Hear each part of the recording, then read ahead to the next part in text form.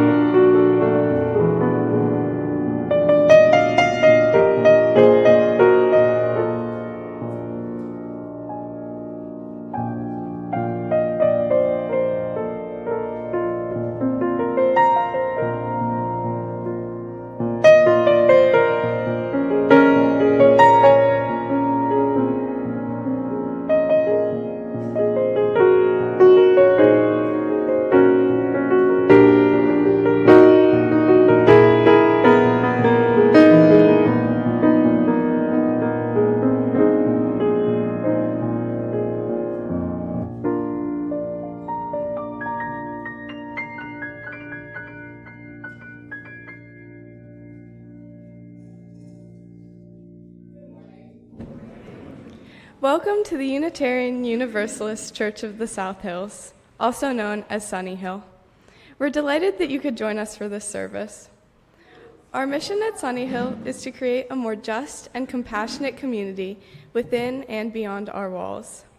My name is Maddie Sunaway, and I serve as a worship associate for this congregation.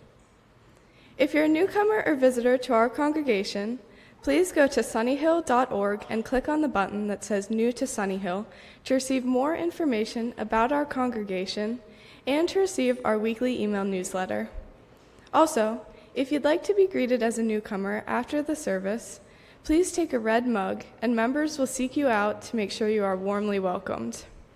If you're joining us online today, please say hello or good morning in the comments on Facebook or YouTube. We'd like to hear from you and extend a welcome to you as well. A gentle reminder, please silence your cell phones and other electronic devices so that we can enjoy the service uninterrupted by buzzing or ringing. Our guest speaker today is Mary Jo Sontag, who participated in the sermon writing class led by Reverend Jim McGaw, who is out today. Mary Jo's sermon reflects on the lessons about interdependence that she learned on a trip to the Serengeti ecosystem, where she witnessed firsthand both the beauty and the brutality of the natural world. Please join me in welcoming Mary Jo.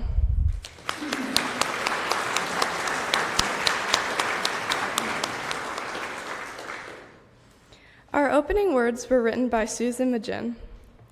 From beyond the playful summer clouds, beyond the earth's thin blue line, from beyond the bright moon and meteor showers, we hear the call to look and listen carefully, to turn away from a world that buys and sells happiness, to fully experience the luring whisper of your heart's truth. Why not today? Why not now? We are here and together at home in this evolving place, home in this ever-changing breath and body, home in this dewy morning, even as it reaches toward a hot high noon. We hear the call from far beyond and deep within, and we do not hear it alone. Come, let us worship together. Please join me in saying the words to light our chalice. Light of love, alive in all creation, as we kindle this flame, we rekindle our connection to the sacred web of life. Good morning. Please rise and body your spirit to join in singing our opening hymn, Morning Has Broken.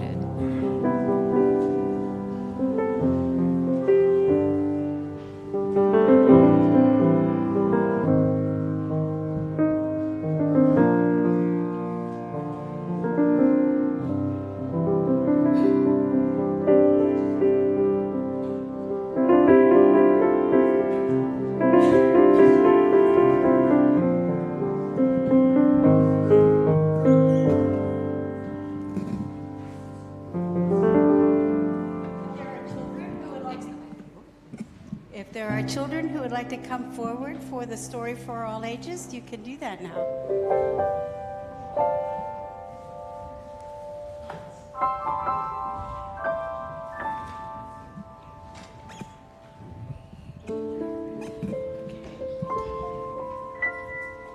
Good morning. Oh, you okay? Well, this morning I'm going to tell you a story about the baobab tree. And this is what it looks like. It is a tree that lives in Africa. What do you notice about it? Yes? It's like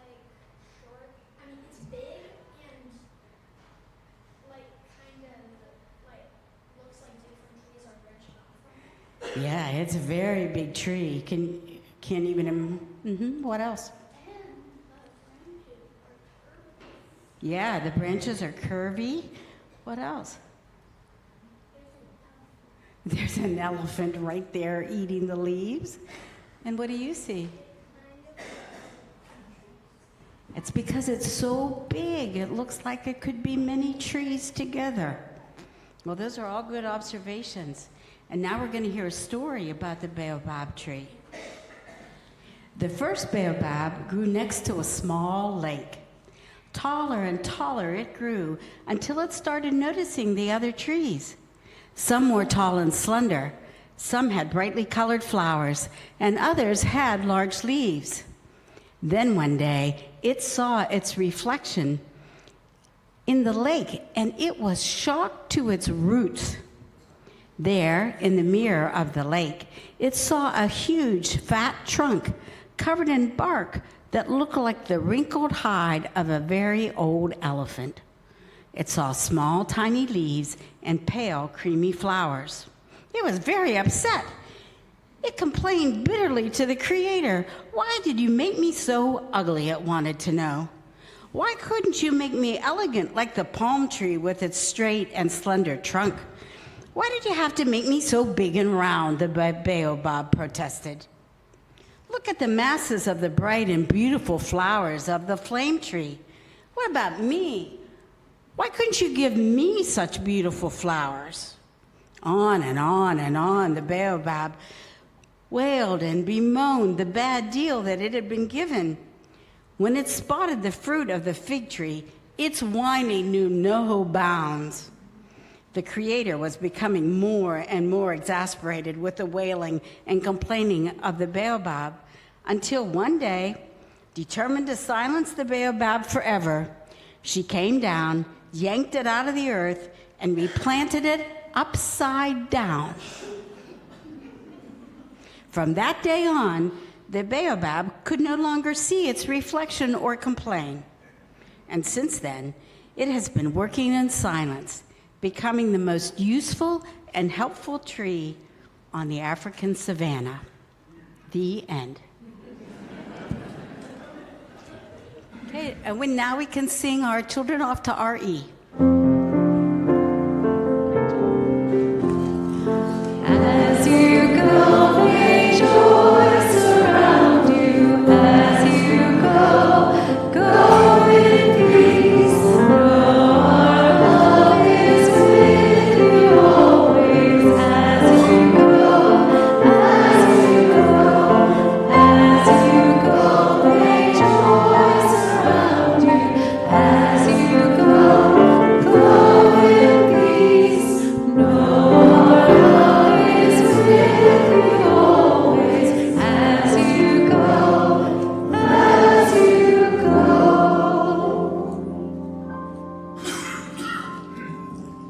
We now have a capital campaign moment featuring my family.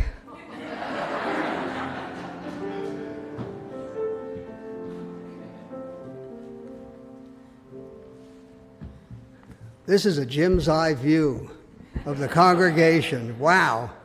A little housekeeping before I start. At 11:30 today, after the service, there is going to be a capital campaign meeting that will provide more information about the capital campaign, and we hope that you'll stay for it. Maybe what we have to say will inspire you to do so. So good morning. Judy, Rebecca, Maddie, and I are a 3-generation Sunnyhill family. This, I am told, gives us the credibility to talk about what Sunnyhill means to us and why a successful capital campaign is so important. We'll start with some history. Our family moved to Pittsburgh in August 1981.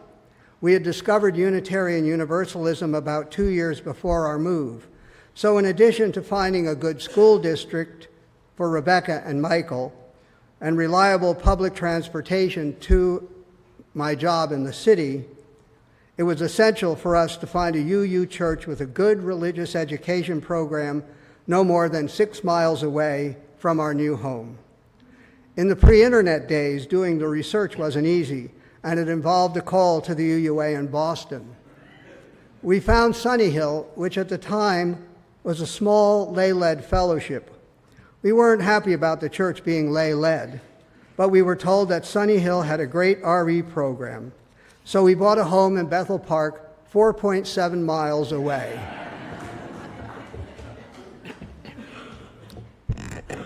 We weren't the only ones looking for religious education for our kids. In the 80s, many young families joined. They became our nearest and dearest friends, and they still are today. We all served and continue to serve Sunnyhill, helped it grow, and put our money and our time where our hearts were.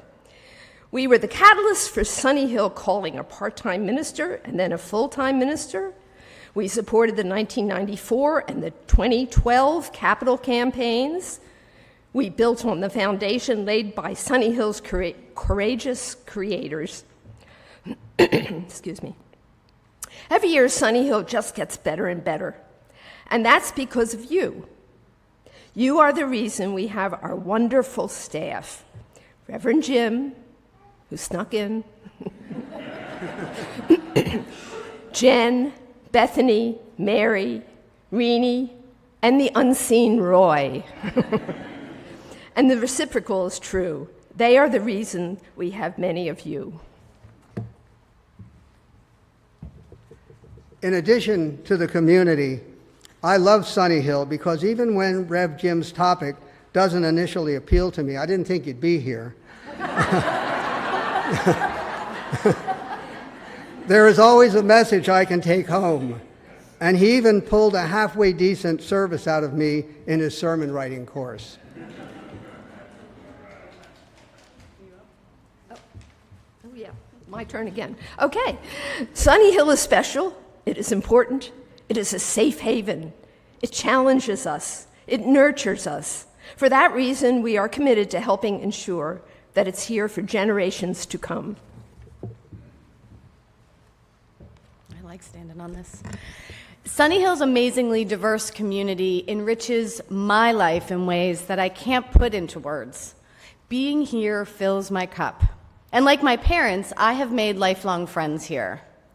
I was lucky to be raised here at Sunnyhill, apparently 4.6 miles away, but 4.7. I'm closer now. I made it closer.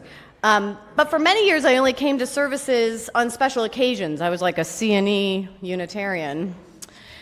But when Maddie was little, I realized that I wanted and I needed a community where love in action was a priority.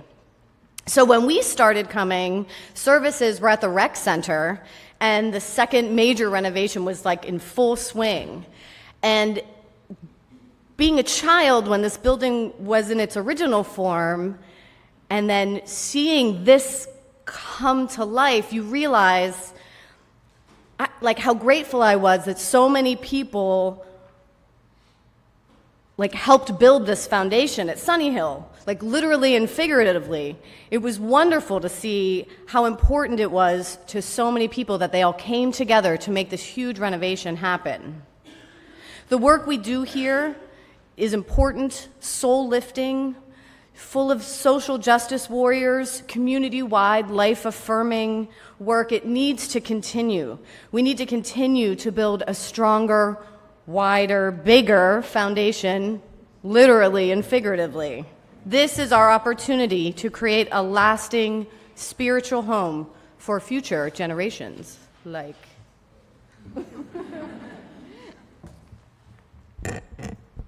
From elementary school religious education to OWL, COA, and youth group, and helping as a worship associate, I've shared in many experiences here that are crucial to what makes me, me.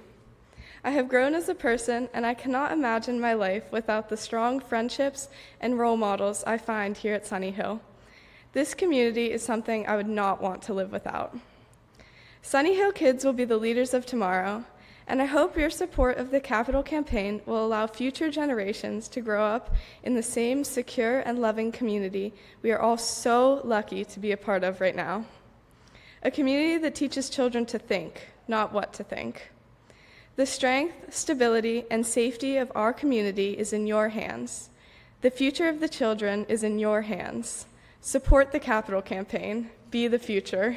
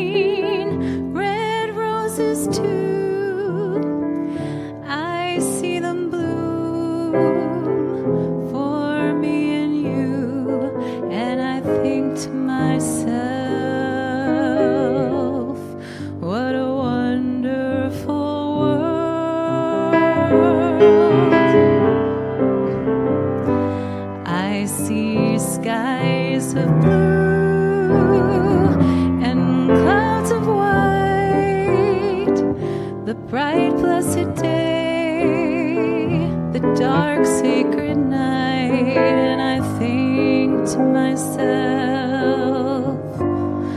what a wonderful world.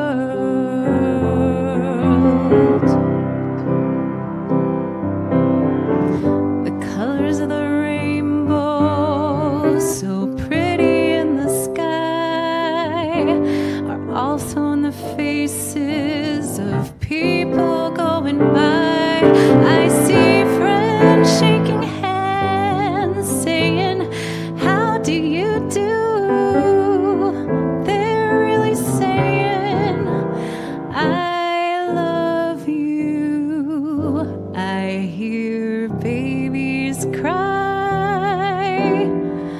I watch them grow. They'll learn much more than I'll ever know. And I think to myself, what a wonderful world.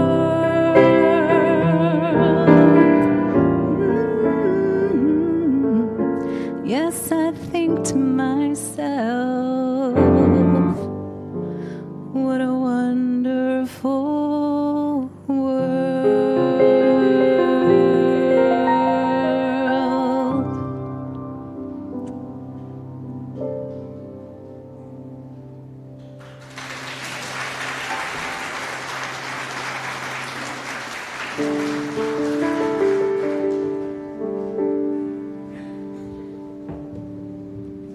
Wow. My name is Joe Barker, and I'm a member of the pastoral care team. Our covenant to this congregation is to comfort and support each other. The pastoral care team is made up of Sunnyhill members who are trained in how to be a caring, listening presence for the members of the Sunnyhill congregation. We don't function as therapists or social workers, but as individuals who are willing to sit or walk with those in need of support. We hope that you will contact a member of the pastoral care team when you have a need. If you have any questions, please contact Reverend Jim or Beth Thornton or a member of our pastoral care team. You can and may submit a joy or sorrow on Sunnyhill's website or by filling out a form in our foyer. After each joy or sorrow that I read, please respond by saying, "We hold you in our hearts." We have a sorrow from Phil Cassidy this morning.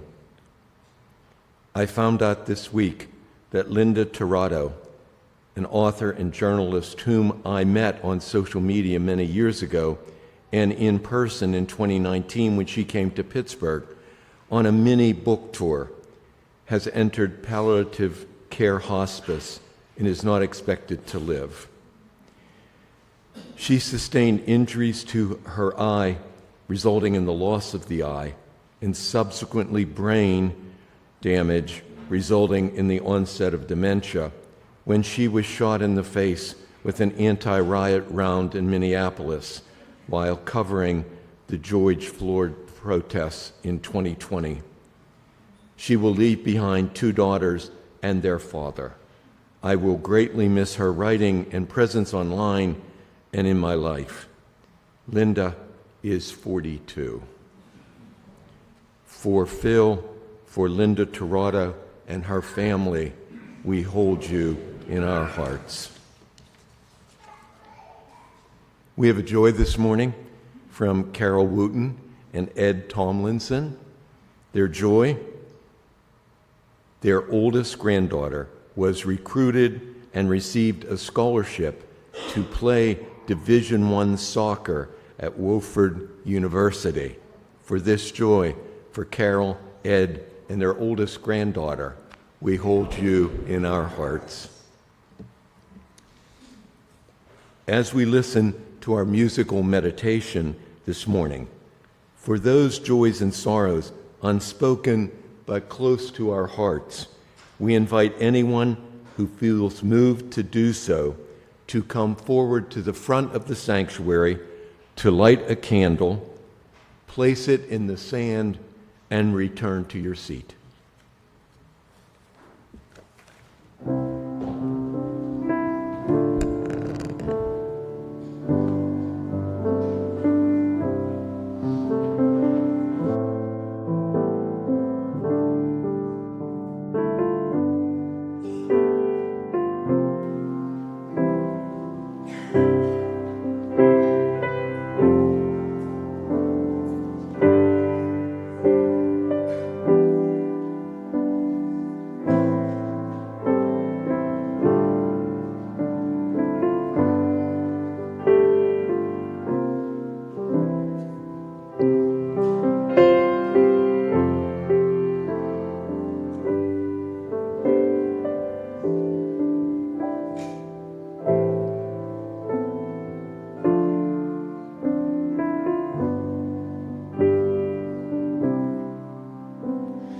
Spirit of life, come unto me. Sing in my heart all the stirrings of compassion. Blow in the wind, rise in the sea, move in the hand, giving life a shape of justice.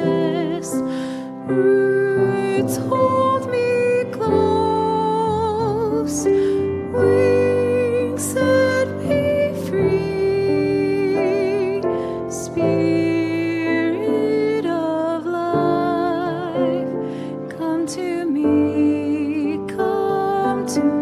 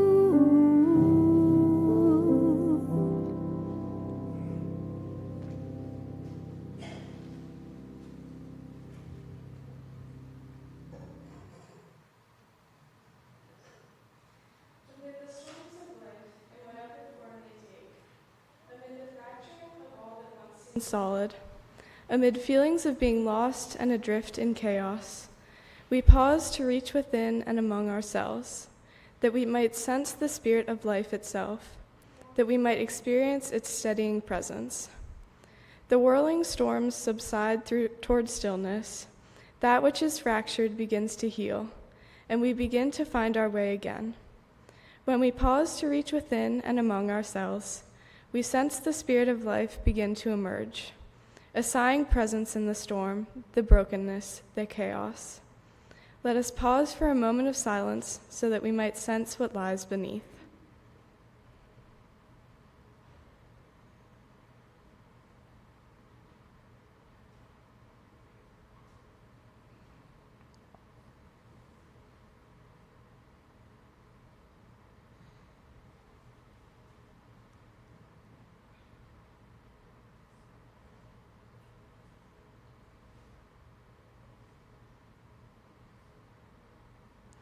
Spirit of life, may we sense your presence, singing in our hearts, blowing, rising, moving, giving shape to our longings for love and justice, rooting us in each passing moment and then the next, setting us free with wings woven from grace and wonder, Come to us, hold us close, now and always. Amen.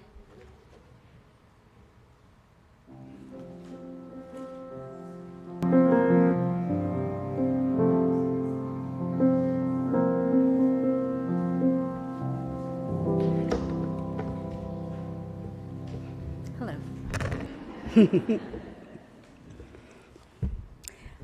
My desire to go to Africa was born in childhood when my mother took me to see the movie Born Free. In the movie, an orphan lion cub, Elsa, is raised by two Kenyan park rangers, Joy and Adam Adamson. Through their love and guidance, Elsa is successfully reintroduced into the wild. The story was so touching, I remember crying all the way home in the car. Throughout my youth, my mother and I watched countless hours of Mutual of Omaha's Wild Kingdom and National Geographic documentaries about Africa. Early in my professional life, a colleague showed me a picture of her African safari adventure. One picture showed a male lion roaring. His mouth was wide open. I could feel the vibration of his roar leaping out of the photo. I knew I had to go and see lions in person. In July 2023, I achieved my lifelong dream of going on an African safari in Tanzania. I timed my trip to coincide with the Great Wildebeest Migration, nature's greatest show on earth. There were 11 adventurers on this safari. This was the first visit to Africa for all of us.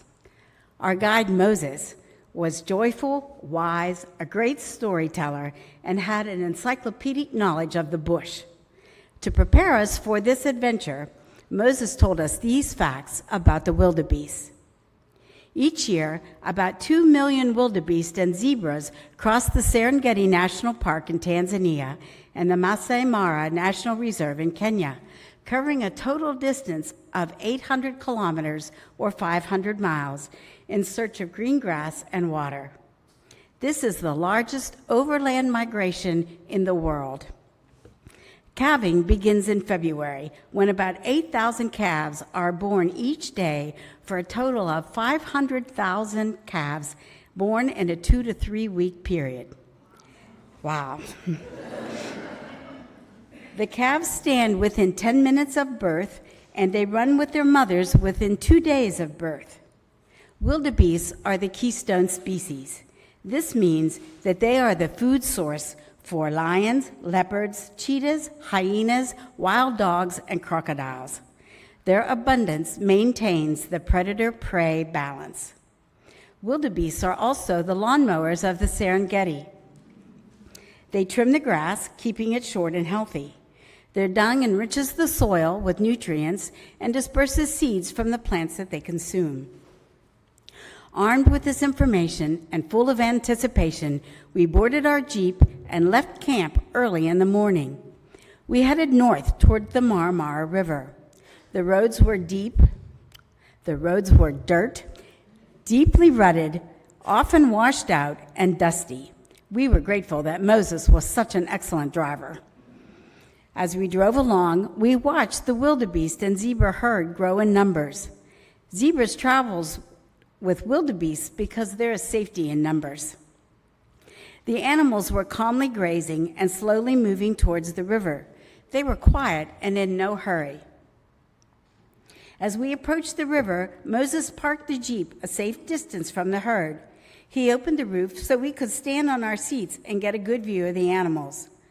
Thousands of wildebeest stretched out in front of us, as far as the eye could see. As the river came into view, the wildebeest bounded and bellowed loudly. Their hooves kicked up clouds of dust, and the earth shook. They were looking for a good place to cross the river. Their instincts guided the herd to a section of the river with a navigable embankment and gentle currents. Suddenly, one brave wildebeest plunged into the water.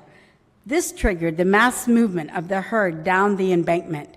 Soon there was a chaotic, determined surge towards the water. Bodies splashed and bumped into one another. Hooves churned up the mud. The animals jumped in a forward momentum toward the shore. When the first wildebeest successfully crossed the river, we cheered and applauded. As more followed suit, we felt relieved for their safe passage. It was thrilling to watch. These wildebeest chose their crossing spot wisely. There were no crocodiles in the river that day, nor were there predators waiting on the shore.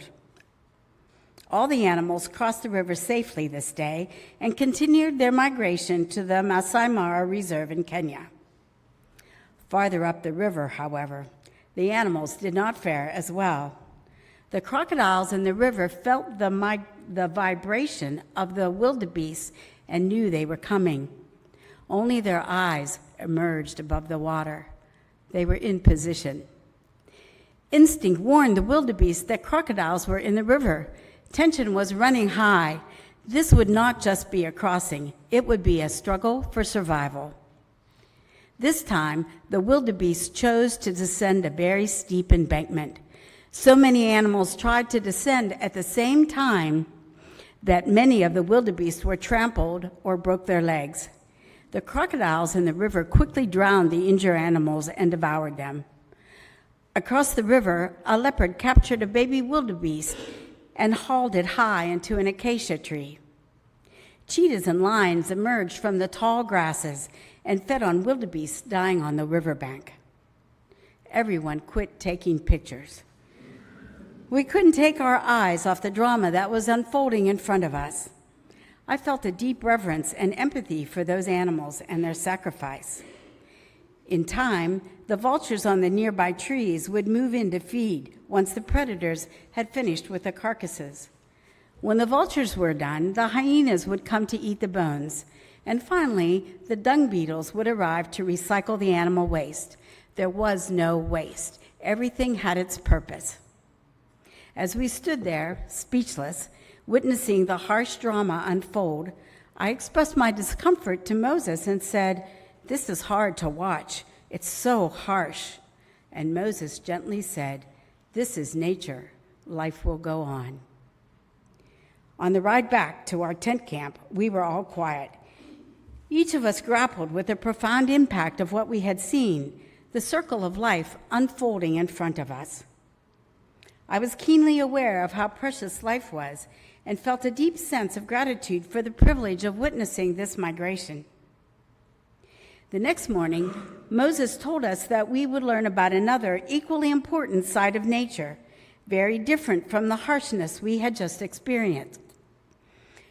We would visit a baobab tree. He told us the baobab tree lives for thousands of years and symbolizes strength and resilience.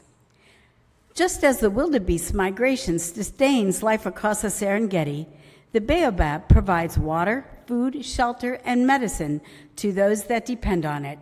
It stands as a testament to life's abundance and the interconnectedness of all living things. And then Moses told us this story. In a remote African village nestled among rolling hills, there stood a magnificent baobab tree. Its gnarled branches reached towards the sky, and its roots dug deep into the earth. The villagers revered this ancient tree, believing it held the wisdom of the generations. One day, a young girl named Adia sat beneath the baobab's shade. She gazed up at its twisted trunk and wondered aloud, "Why is this tree so special?" The village elder, Mama Zara, approached the girl with a warm smile. She settled down beside her and began to tell a tale that has been passed down through countless moonlit nights. "Long ago," she said, "our ancestors planted this baobab tree. They believed it was a bridge between the earthly realm and the spirit world. Its roots connect us to the past, and its branches reach towards our future." "But what makes it so magical?" Adia wanted to know. "Listen closely," Mama Zara said. "Each part of the baobab has its purpose. The trunk is solid and unyielding. It represents our resilience, the ability to withstand storms and hardships. But notice the hollows. They hold rainwater, providing sustenance to animals and travelers. See those branches? They spread wide, offering shelter to birds, monkeys, and weary travelers. We too must extend our arms to help others. The leaves are like pages of a book. They hold stories, the laughter, tears, and memories of our people. When they fall, they enrich the soil, nourishing new life. And lastly, the fruit. It's not just food, it's a gift. When we share it, we honor the tree and one another. Adia listened and asked, "So we're like the baobab tree?" "Indeed," Mama Zara replied. "We are all part of something bigger, the village, the land, and the universe. Our actions ripple through time, affecting generations yet unborn." And so, Adia vowed to live with the spirit of Ubuntu, the spirit of interconnectedness. She planted seeds, tended to neighbors, and danced under the moonlight. The baobab tree watched, its ancient heart rejoicing. These stories represent adaptation and resilience in the harsh conditions of the Serengeti. Wildebeest and baobabs are keystone species. Their presence affects soil condition, nutrient recycling, grass regeneration, water conservation, and predator populations. The loss of either would dramatically alter the ecosystem. By understanding and appreciating their contributions, we can better protect our planet's delicate balance. My trip to Tanzania emphasized the interconnected of all existence. We are part of a vast web of life that includes humans, animals, plants, ecosystems, and even the cosmos. It instilled a reverence for life in all its forms. I witnessed firsthand how every life form has value and contributes to the whole. It demonstrated that our actions have consequences that ripple through the web of life. And it taught me how other cultures approach challenges like climate change, conservation, and poaching. This trip was a call to action to live responsibly and acknowledge that we are a part of something bigger than ourselves. Since this trip, I've taken several actions to live more responsibly. I've increased my support for a wildlife conservation organization. As a master naturalist, I create new habitats in our community garden on Mount Washington. I no longer use single-use plastic bags, and I am learning how to compost. And I'm slowly transitioning to a plant-based diet. These are small actions, yet collectively they create a positive impact. The baobab story emphasizes that our actions today ripple through time. What we do now impacts not only on our own lives, but also on those of our descendants. The spirit of Ubuntu challenges us to be honest and consistent in our actions, practice empathy by listening to understand different perspectives, foster community by building relationships with our neighbor, to share resources. If you have more than you need, share it with those who have less, and to celebrate diversity by recognizing and appreciating the differences in others. These behaviors are familiar. Practice in community, they will help us to live in harmony with the web of life. The Serengeti is a powerful teacher. It reminds us that we are not separate from nature. We are part of the grand circle of life. Let us commit to living responsibly and becoming stewards of our planet so that we may live in harmony with the web of life. May it be so. Amen.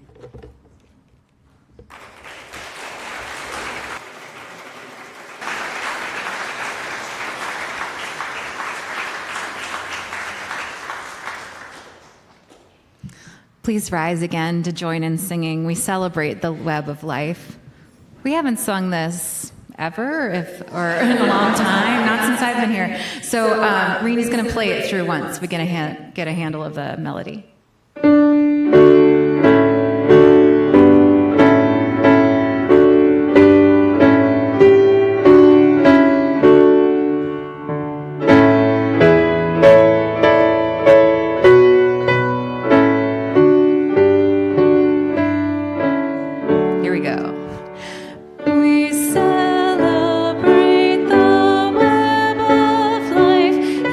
Magnitude we see.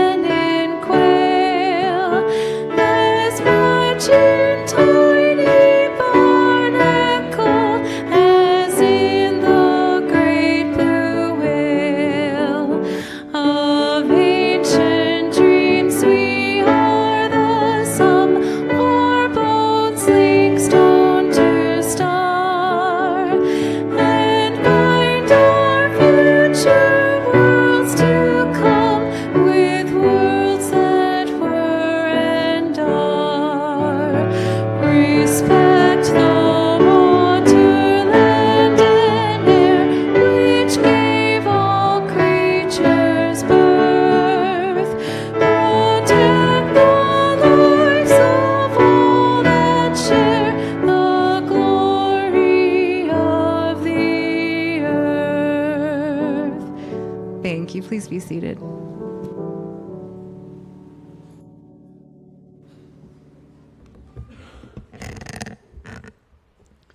Our Share the Plate beneficiary for the month of June is the 4th annual Juneteenth celebration, which recently took place at the Mount Lebanon Park. As a gold level sponsor, Sunnyhill committed to $1,000 to support this event. If you'd like to make a gift via our online giving system, you can do so by going to sunnyhill.org and clicking on the button that says Online Giving, and then following the instructions. Or you can give by text at 412-324-3130. All text gifts will go to our Share the Plate offering. We'll be passing our offering baskets for cash and checks in just a moment. If you're writing a check, please put Share the Plate in the memo line.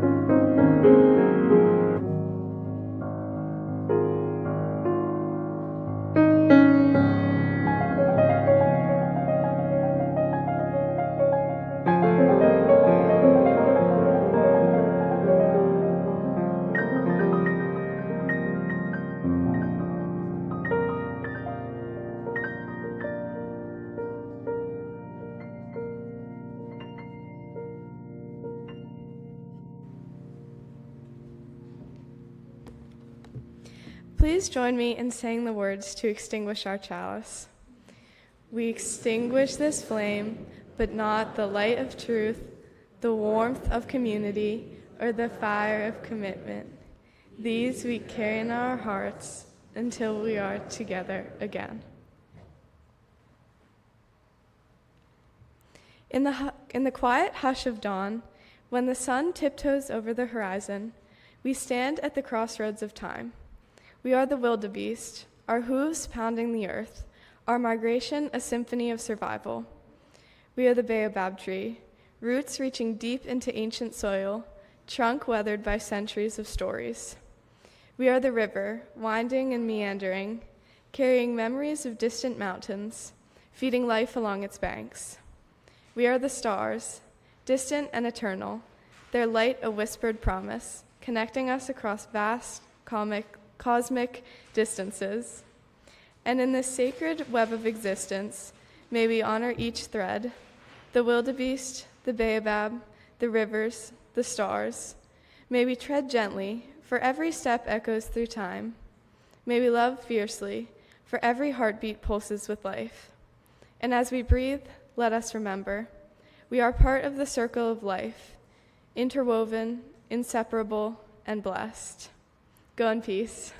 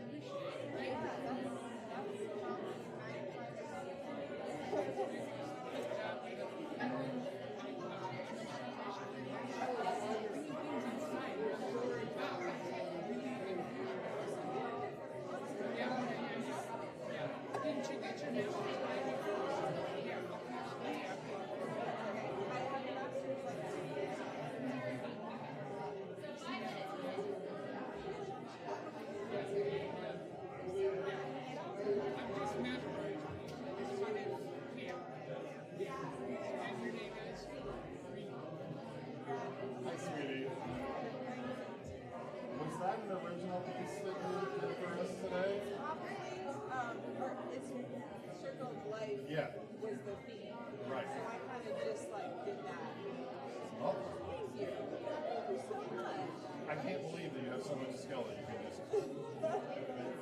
whip up stuff like that. That's so lovely and so beautiful. You should just let it all out there, so I appreciate